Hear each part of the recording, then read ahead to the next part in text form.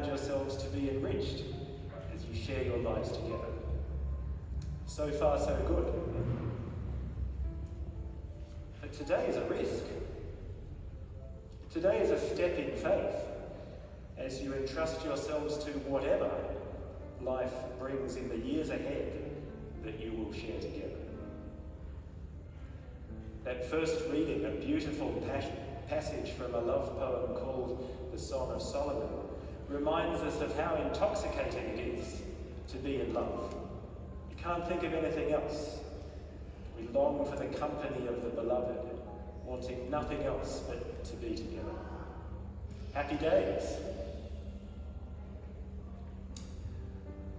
But the point of getting married, of marriage, is not so much to celebrate being in love, wonderful as that is, but rather, let me suggest, to recognise that we might not always feel that way. When the dishes need washing, or work is stressful, or someone is sick, or whatever it might be. Our lives aren't a fairy tale, are they? Even with all the love and joy that we celebrate today, it isn't as simple as heading out that beautiful stained glass door and living happily ever after with our hearts quivering for the voice of the beloved. So we could say that the point of the marriage vows is to say, here today, in front of all these family and friends and so many others who would wish to be here today, that we also commit ourselves to each other and to another deeper kind of love that makes the conscious decision to keep on loving when times are good and when times are tough, in the ups and downs, and even if you don't really feel like it.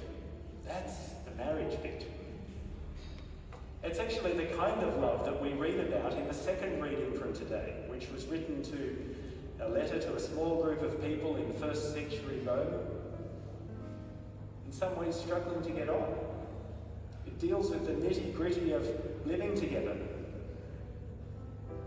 And so Paul, the Apostle Paul, who writes these words, says, well, what you believe about the love of God has to be reflected in how you live together.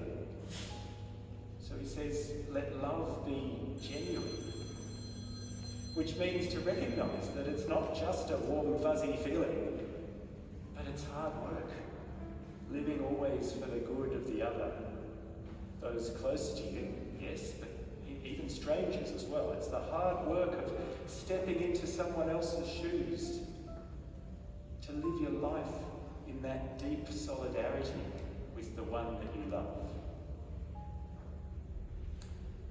Which means, of course, that reading has something to say to every one of us here today, doesn't it?